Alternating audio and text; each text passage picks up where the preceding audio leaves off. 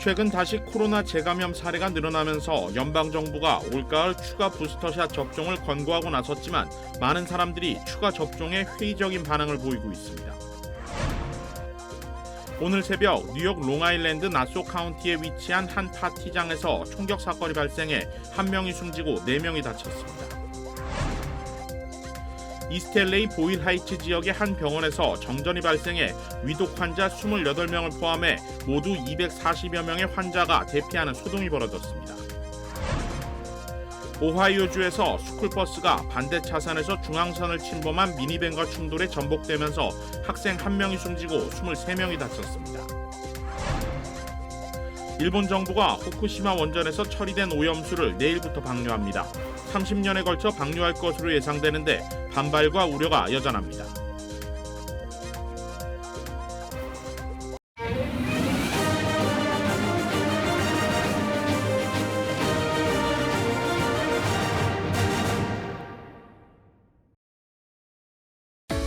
한미은행이 꿈을 미래로 이어갑니다. 꿈을 도전으로, 도전을 기회로, 기회를 미래로. 당신에겐 언제나 한미은행이 있습니다. Bank on your dreams. 한미은행. 시청자 여러분 안녕하십니까? KBS 아메리카 뉴스입니다. 코로나 변이 확산에 따른 재감염 사례가 늘면서 연방정부가 올가을 추가 부스터샷 접종을 권고하고 있습니다. 그런데 대다수의 시민들은 추가 접종에 대해 회의적인 반응을 보이고 있다고 합니다. 윤범수 기자가 취재했습니다. 연방질병통제예방센터 집계에 따르면 코로나19 입원 환자는 일주일 만에 20% 이상 증가했습니다. LA 카운티 지역 역시 7월 말부터 최근까지 입원 환자 수가 증가세를 보이며 비슷한 추이를 보이고 있습니다. 현재까지 과학계에서 확인된 오미크론 변종은 무려 36종, 우세종인 XBB 하위 변종에 더해 또 다른 변이종인 에리스와 포낙스에 감염되는 사례도 늘어나는 상황입니다. 재감염이 확산될 것이란 우려에 제약업계는 추가 백신 출시를 예고한 상황이고 백악관도 부스터샷 접종을 권고하기로 했습니다. 다시 코로나19가 확산하면서 백신 접종이 권고되고 있지만 오랜 팬데믹을 겪은 한인들은 대체로 추가 백신 접종에 부정적인 생각이 더 많습니다. 현재 많은 사람들이 3년 넘게 계속된 팬데믹에 대한 피로감, 그리고 백신 접종 이후 수반되는 후유증을 이유로 꼽았습니다. 백신 안 맞아요. 후유증이 너무 심해가지고 이 통증이 얼마나 심한지 몰라요.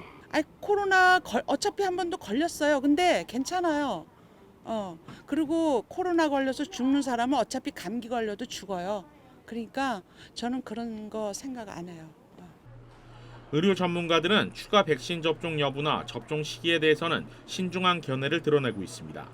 워낙 변종이 많다 보니 지금까지 나와 있는 백신이 모두 예방할 수 있는 상황이 아니고 또 현재 재감염 속도에 반해 중증 감염 정도는 낮은 하위 변이들의 특성상 새로운 백신이 나온다 해도 큰 효과를 발휘하기는 쉽지 않다는 지적입니다.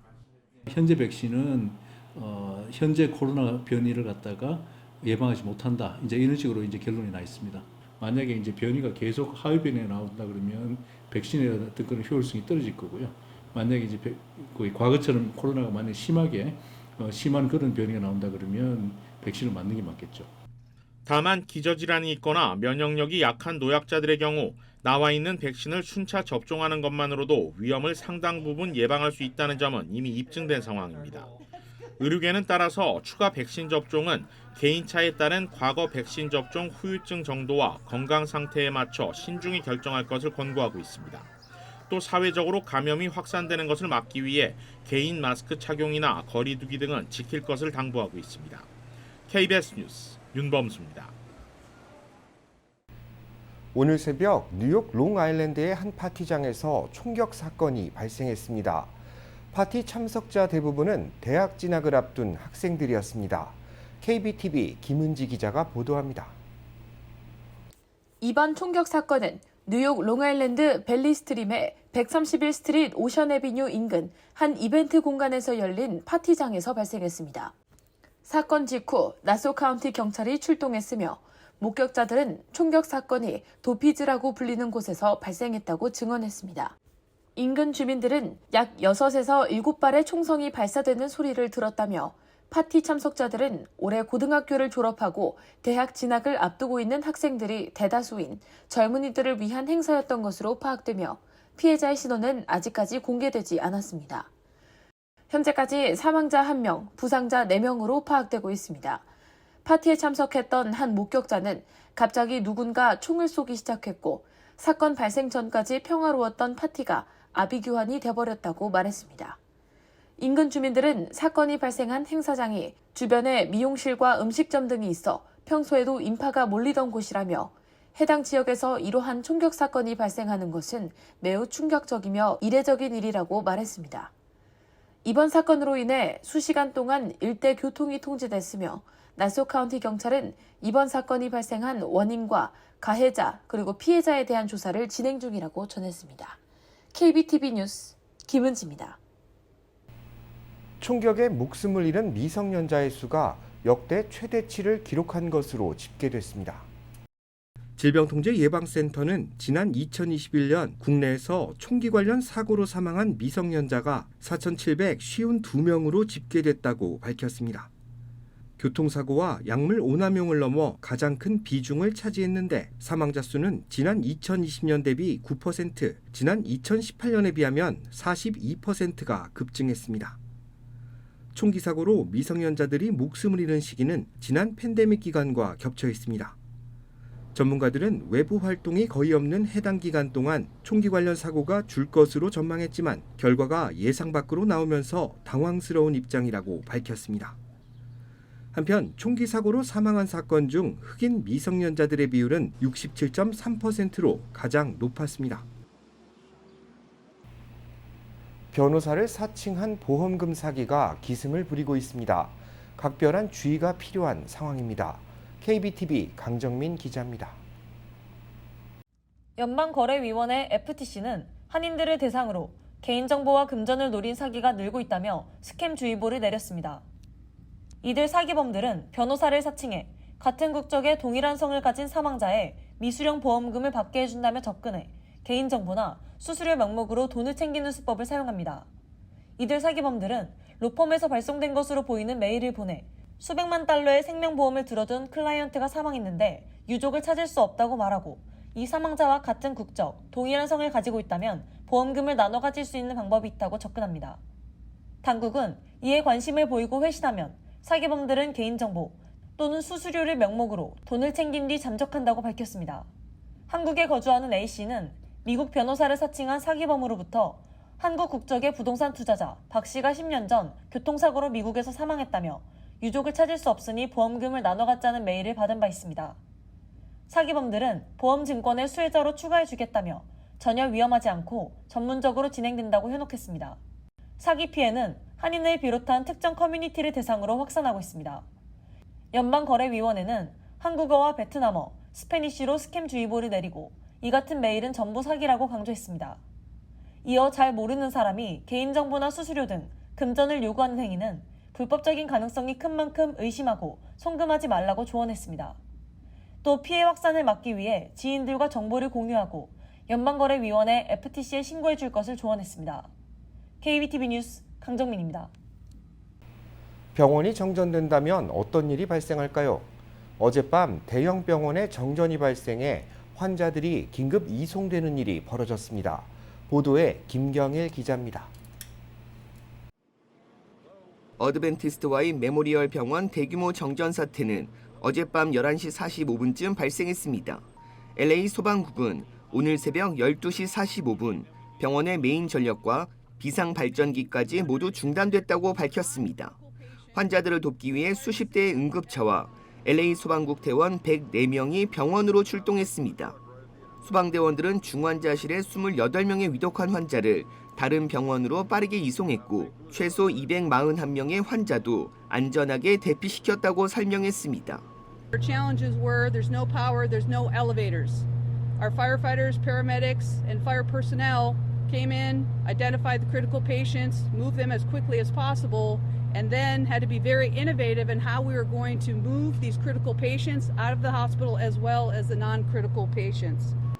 병원 대변인은 한 산모가 출산 중 정전이 발생해 의사들은 손전등을 모아 불빛을 천장에 비추며 여성의 출산을 도왔다고 설명했습니다. 여성과 태어난 여자 아기는 안전하게 다른 병원으로 옮겨졌습니다.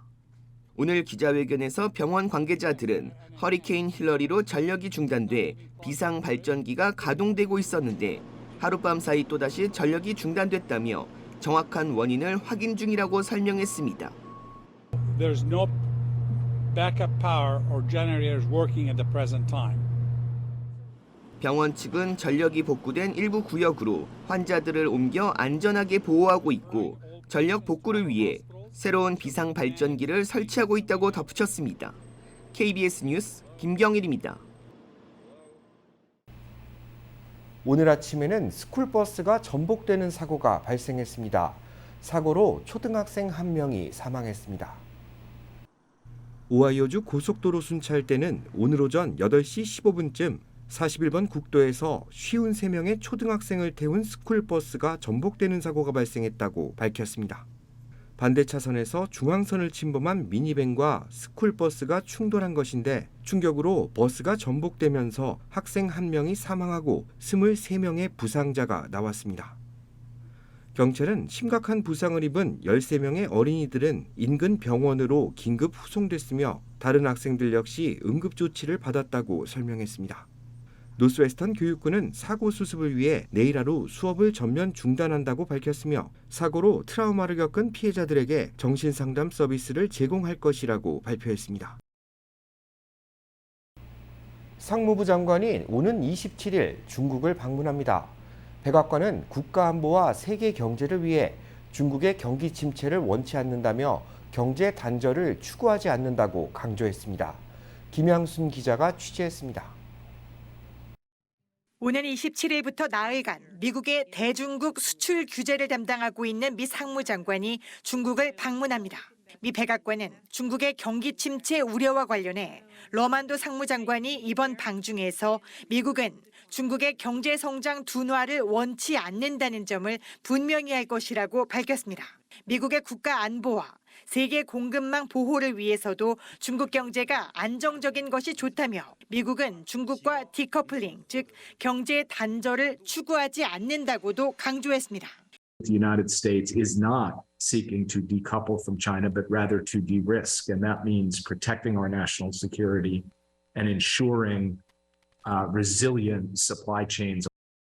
미 상무부는 이에 앞서 리튬 배터리 부품 제조 회사 등 중국 기업 27곳을 미국의 잠정적 수출 규제 대상에서 제외한다고 발표했습니다. 백악관은 다만 이번 미 상무장관의 방중은 양국 간 고위급 관여의 연속선상에 있다며 가시적 성과가 나올 것으로 보진 않는다고 선을 그었습니다. 최근 미국이 AI와 양자 컴퓨팅, 반도체와 관련된 중국의 첨단 산업에 대해 미국 자본의 투자를 금지했고 중국은 강력한 반간첩법을 시행해 미국과 연계된 스파이 색출을 잇따라 공개하고 있는 상황을 염두에 둔 것으로 풀이됩니다. 한편 미 국방부는 한미일 3국 정상이 캠프 데이비드에서 합의한 한라인 설치와 합동 군사훈련 등 후속 조치도 조만간 발표할 것이라고 밝혔습니다. 워싱턴에서 KBS 뉴스 김양순입니다. 텍사스주에서 불법 이민자들을 태우고 출발한 9번째 버스가 LA에 도착했습니다. LA시 캐런베스 시장실은 불법 이민자 37명을 태운 버스가 어제 저녁 6시 45분쯤 LA 다운타운 유니언역에 도착했다고 밝혔습니다. 이들 대부분은 베네수엘라와 과테말라, 멕시코 등 중남미 지역에서 텍사스 국경을 넘은 사람들로 14명의 미성년자도 포함된 것으로 확인됐습니다. 이들은 LA 지역에 있는 지인들에게 인계되거나 임시 거처로 옮겨졌습니다. LA시 정부와 이민 옹호단체들은 불법 이민자들의 정착 지원을 위해 다양한 정책을 펼칠 계획이라고 밝혔습니다. 마우이 산불에서 유일하게 살아남은 빨간 지붕집이 소셜미디어에서 화제가 되고 있습니다. 산불의 영향을 받지 않은 이유가 관심입니다. 산불로 폐허가 된 마우이 섬 라하이나. 잿빛이 가득한 마을의 모습이지만 유독 한 주택만 불에 타지 않은 채 건재한 모습을 보이고 있습니다. 당초 이 주택은 콘크리트로 만들어져 화마를 피했다고 알려졌지만 이는 사실과 다른 것으로 확인됐습니다. 외신들은 이 주택이 100년 된 목조 건물로 확인됐다면서 산불 피해에서 살아남게 된 이유에 대해 전했습니다. 이 주택은 2년 전 거래됐습니다. 구매 이후 집주인은 지붕을 금속으로 교체하고 집 주변에 있던 초목을 제거했습니다.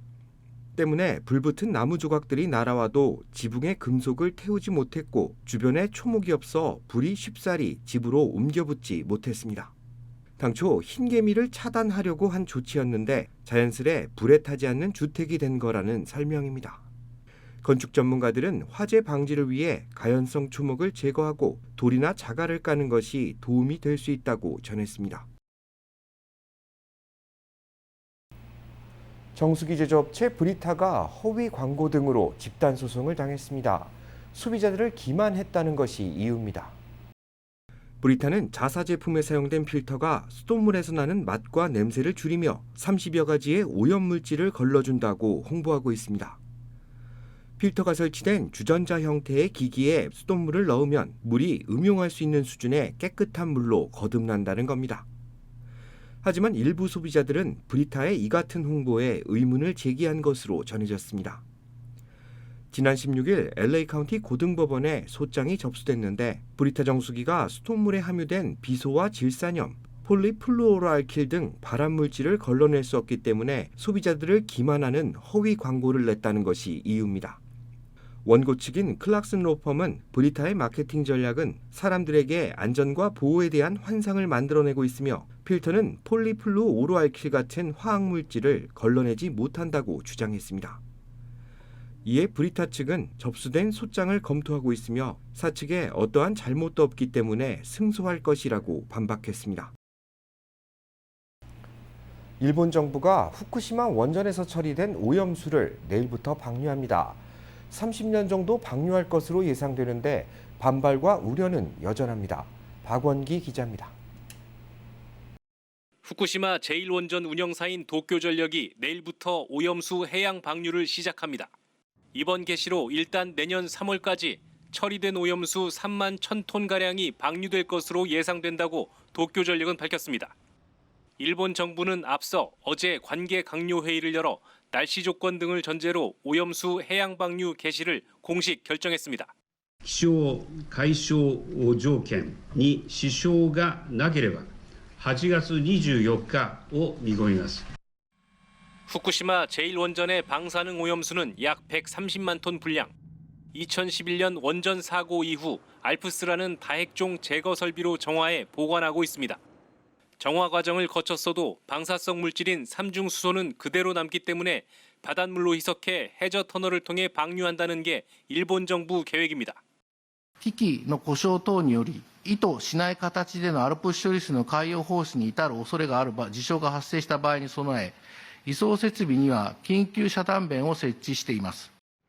방류 개시 결정에 집권자민당은 적절한 판단이라고 힘을 실었고 야당인 일본 공산당, 3인당 등은 용납할 수 없다며 반발했습니다. 방류 결정 이후 일본 최대 어민단체는 과학적 안전성에 대한 이해가 깊어진 것은 사실이라면서도 해양 방류에 반대한다는 것은 조금도 바뀌지 않았다고 다시 한번 밝혔습니다. ショックっていうのが一番大きいです。漁業者の理解なしに放出しないって言ったにもかかわらず、正直もう本当に納得がいかない。 전임 스가 총리 내각이 오염수 처분 방식을 해양 방류로 결정한 지 2년 4개월여 만에 원전 오염수는 내일부터 약 30년 동안 바다로 흘러나가게 됐습니다. 도쿄에서 KBS 뉴스 박원기입니다. 트럼프 전 대통령이 오는 24일 조지아주 풀턴 카운티 구치소에 자진 출두할 예정으로 전해졌습니다. KBTV 전상희 기자입니다. 검찰과 트럼프 전 대통령의 변호인 양측이 합의한 명령서에는 트럼프 전 대통령이 보석 기간에 증인을 접촉해 영향을 끼치거나 변호사의 개입 없이 다른 공동 피고인을 접촉해서도 안 된다는 조건과 함께 트럼프 전 대통령의 보석금이 20만 불로 책정됐다고 애틀란타 저널 컨스티튜션이 보도했습니다.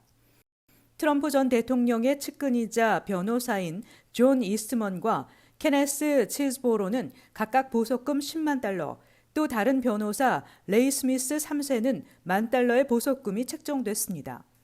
이들은 보석 기간에 매달 한 번씩 전화 또는 법원 출두 형식으로 보석 조건 이행 여부를 확인받아야 합니다. 소식통 2명에 따르면 트럼프 전 대통령이 오는 24일 풀턴 카운티 구치소에 자진 출두할 예정입니다. 트럼프 전 대통령은 2020년 대선 당시 경합 지역이었던 조지아주 선거에서 간발의 차로 패배하자 2021년 1월 초 브래드 레펜스버거 조지아주 국무장관에게 전화를 걸어 선거 결과를 뒤집기 위한 11,780표를 찾아내라고 압박한 혐의로 14일 기소됐습니다.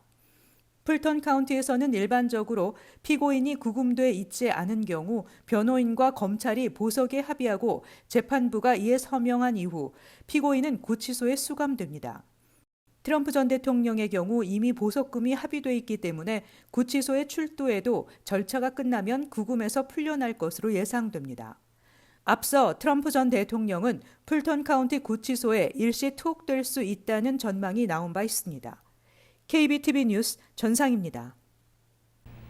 덴버 국제공항 주차장에서 조종사가 도끼를 휘두르는 사건이 발생했습니다. 애덤스 카운티 셰리프국은 덴버 국제공항 주차장에서 도끼를 휘두른 60대 남성을 체포했다고 밝혔습니다. 경찰 조사 결과 용의자는 올해 63살의 유나이티드 항공 소속 조종사 케네스 핸더슨 존스로 확인됐습니다. 용의자는 주차장 차단기로 차량 정체가 발생하자 도끼로 차단기를 내려 찍은 것으로 전해졌고 도끼를 회수하는 과정에서 주차장 직원과 몸싸움을 벌였습니다. 경찰은 체포된 용의자가 고의적으로 범행을 일으킨 것으로 보고 수사를 확대하고 있습니다.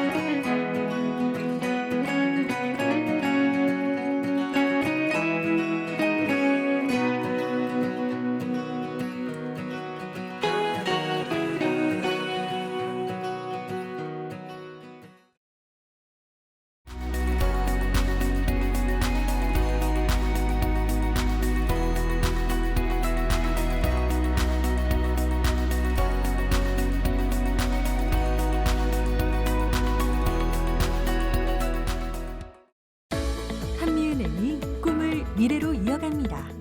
꿈을 도전으로, 도전을 기회로, 기회를 미래로. 당신에겐 언제나 한미은행이 있습니다. Bank on your dreams. 한미은행. KBS 아메리카 뉴스 마칩니다. 시청해 주셔서 고맙습니다.